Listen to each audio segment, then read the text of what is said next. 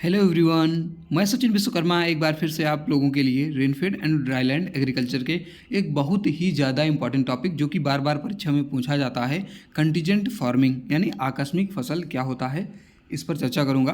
तो आप लोग इसे ध्यान से देखिएगा क्योंकि बहुत ही ज़्यादा संभावना है कि ये टिप्पणी में या लॉन्ग क्वेश्चन में आ सकता है, क्योंकि ये हर साल लगभग पूछा जाता है।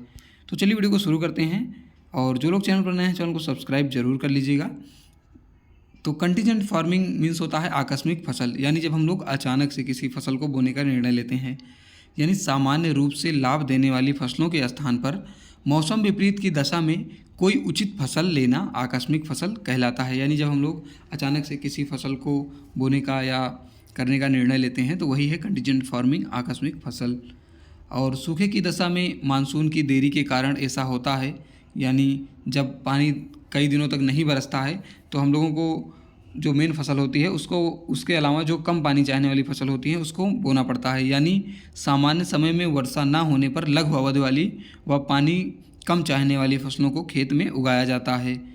जो कंटीजेंट फार्मिंग होती है, आकस्मिक खेती या आकस्मिक फसल, उसमें फसलोत्पादन हेतु निम्न तरह से फसल ली जाती हैं।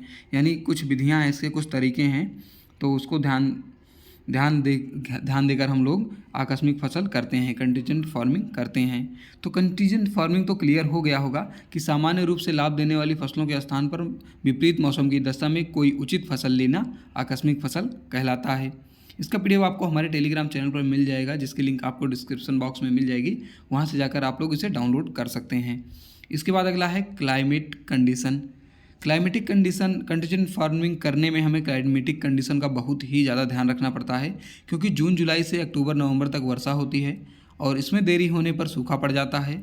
यदि मानसून बिल्कुल असफल है तो बड़ा सूखा पड़ता है। अतः आकस्मिक खेती स्थान स्थान पर भिन्न भिन्न होती है। अब इसके बाद सुटेबल क्रॉप, क्योंकि अलग अलग वर्षा प्राप्त होती है तो उसी तरह फसलों का चयन किया जाता है। इसके बाद है सुटेबल क्रॉप्स, यानी जब हम लोग आकस्मिक फसल करेंगे तो इस प्रकार की फसल को चुनेंगे जो कि उस एरिया के लिए सुटेबल हो। तो जैसे कि फसल की अवधि के अनुसार उचित फसल का चुनाव किया जाता है। प्रायः कम अवधि चाहने वाली फसल जैसे उर्द, मूंग, लोबिया आदि बोई जाती है, किंतु यदि मानसून अच्छा हो जाता है तो लंबी अवधि वाली फसल जैसे धान, ज्वार, बाजरा आदि का चयन किया जाता है। कभी कभी बारिश भी अधिक हो जाती है तो हम लोग उसमें अधिक लंबी अवधि चाहने वाली फसल भी बो लेते हैं। इसके बाद अगला है क्रॉप मैनेजमेंट, यानी फसल को किस प्रकार से मैनेजमेंट करना है। तो सिलेक्शन ऑफ वैरायटी, यानी सूखा सहनशील अथवा सूखा अवरोधी प्रजातियों का चयन करना चाहिए। फील्ड प्रिपरेशन, 3 वर्षा में एक बार गहरी जुताई आवश्यक है, जिससे बहुवर्षीय खरपतवार नष्ट हो जाता है, जमीन में जल का प्रवेश बढ़ जाता है। इसके बाद है बुआई, सोविंग। तो वर्षा होने के अनुसार उपयुक्त फसलें बोई जाती हैं। जुलाई तक मूंगफली की असिंचित क्षेत्रों में बोई जाती है, यानी मूंगफली जो है बोई जाती है। और यदि मानसून में देरी होती है तो बाजरा, सूरजमुखी, सिटेरिया आदि बोए जाते हैं। सभी फसलों में फफूंदीनाशक बीजोपचार आवश्यक है। तो इसको हम लोग जो है seed cum fertilizer seed drill से बोते हैं। यानी बुआई कब करते हैं? वर्षा होने के अनुसार बुआई हम लोग करते हैं। इसके बाद अगला है न्यूट्रिएंट मैनेजमेंट। न्यूट्रिएंट मैनेजमेंट में क्या ध्यान दिया जाता है कि इसमें हम लोग गोबर की खाद देते हैं, 10 टन प्रति हेक्टेयर देते हैं। इससे क्या होता है कि पोषक तत्वों की उपलब्धता बनी रहती है, भले ही खेत में पानी उतना अच्छा ना हो, नमी उतनी अच्छी ना हो।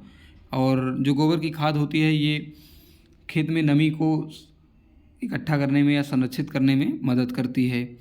और खाद को देते समय हम यह ध्यान रखते हैं कि नाइट्रोजन की आधी मात्रा और फास्फोरस की पूरी मात्रा देते हैं, और नाइट्रोजन की 1/2 मात्रा जब वर्षा होती है तो देते हैं, और 1 माह बाद फिर देते हैं।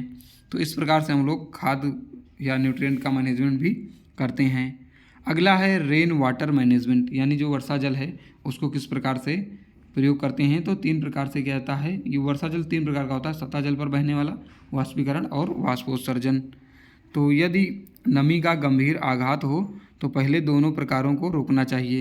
यानी जब नमी कम हो तो हमें पहले सतह पर बहने वाला जल और वाष्पीकरण जल इसको रोकना चाहिए। उसके बाद अगर अधिक पानी की कमी हो तो वाष्पोत्सर्जन को रोकना चाहिए। इसके बाद अगला है वीड मैनेजमेंट। तो खरपतवार को सही समय पर निकालना चाहिए, क्योंकि खरपतवारों से खरपतवार भी पानी का उपयोग कर लेंगे तो हमारी जो मेन फसल होगी उसको भी उगाने में समस्या होगी। और लास्ट है मॉइस्चर कंजर्वेशन प्रैक्टिसेस, यानी मॉइस्चर कंजर्वेशन प्रैक्टिसेस क्या होती हैं? नमी संरक्षण की क्रियाएं। नमी संरक्षण की क्रियाएं जैसे हम लोग डीप टिलेज करते हैं और उसके बाद कंजर्वेशन टिलेज करते हैं, मल्चिंग करते हैं, ये सभी कुछ प्रैक्टिसेस हैं, क्रियाएं हैं जिनको अपनाकर हम लोग कंटीजेंट फार्मिंग कर सकते हैं। तो ये क्वेश्चंस इंपॉर्टेंट है। वीडियो अच्छा लगा तो वीडियो को लाइक करिएगा और चैनल पर नए हैं तो चैनल को सब्सक्राइब जरूर कर लीजिएगा।